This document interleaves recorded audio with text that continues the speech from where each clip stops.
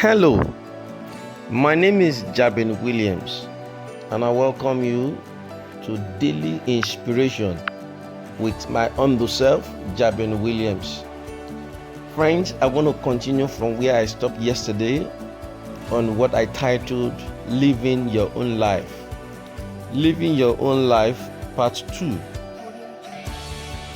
What gives a person's life meaning is as unique to that person as their fingerprint.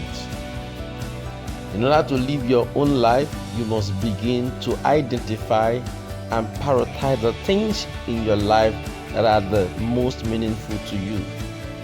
It is essential that you ask yourself if you are truly living the life you want to lead. Are you making your life choices based on your own wants, beliefs, and values?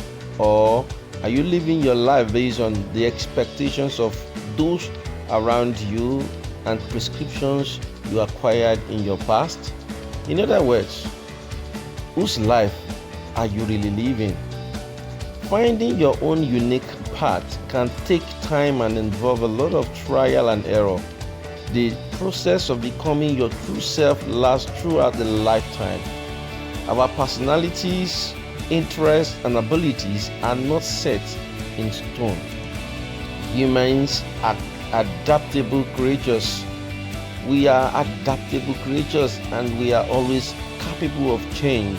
However, in order to change our lives or ourselves, we have to better understand ourselves first. We need to understand ourselves first. Friends, I am on this special series that I titled Living Your Own Life Part 2, and the caption is Getting Your Head Right. Getting your head right. How do you go about that? How do you get your head right? First thing that is expected of you is to let go of others' expectation. It is not about their own expectation, but what you're actually expecting. Okay, so here is the tough part. You need to make the decision today to no longer care what others think of you. This can be very difficult practice anyway, especially if you have lived a life governed by the opinions of your parents, your teachers, your friends, your spouse, your bosses, your relatives, etc., etc.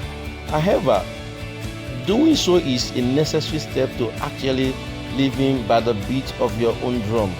Always trying to please others is an unbearable task in which you are designed to fail. Here is how to stop letting other expectations onto you.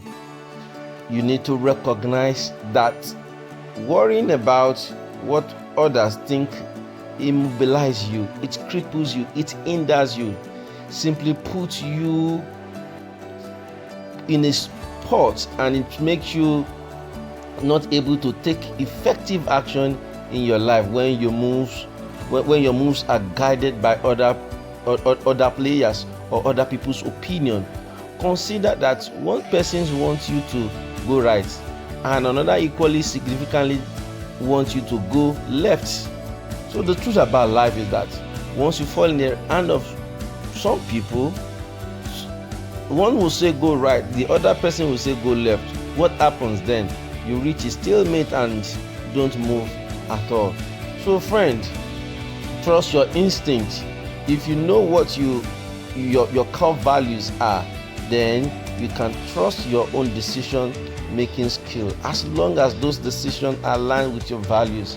If you feel uncomfortable about something you are doing or thinking about doing, cool your heels and refrain from making a decision until you have considered all the variables. Stop looking for external validation. Early on in life, we count on signals from others, that is, smiles, reward, high five, etc., to let us whether we are doing to tell us rather whether we are doing good or bad. Once again, if you know your values and what you want to reflect in your life, then you have no reason to look for other people's validation. You don't need anybody's validation.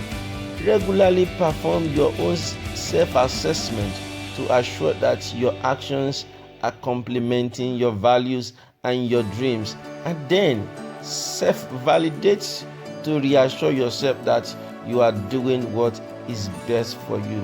Make sure that you do what is best for you. Do what pleases you, what makes you happy. Don't forget, I am on the caption of getting your head right. The first thing is to let go of other people's expectation. Let go of others' expectation. The second thing that is expected of you to do is to understand the power of your thoughts. As man thinketh in his heart, so is he. It is said that your thoughts are the architect of your destiny. Some believe that thoughts have a real physical presence and energy, and their focus determines how you feel and behave. The problem with this is that humans often spend too much time thinking about what we don't want or don't like, as opposed to what we want and like. Take command of your thoughts today, and success is imminent. Become more aware of your thoughts. Probably over breakfast, in the summer, or while exercising. Focus on that, on the self-talk that is running through your mind or running through your head. Are these thoughts negative? Are they positive, or are they neutral? After you have spent some time noticing your thoughts and labeling them, take note of how you feel in your body while you are thinking these thoughts. Do you want to get back in bed and crawl under the covers? Do you want to hug everyone you see? Notice that negative thoughts generally result in a negative mood state, and positive thought leads to a more positive mood. So friend, I want you to aim to be a champion of positive thinking. When you notice your thoughts going down a negative path, challenge how realistic they are. Challenge how realistic they are. In other words, do not allow negative thoughts to take charge of your life. Number 3 is to stop comparing.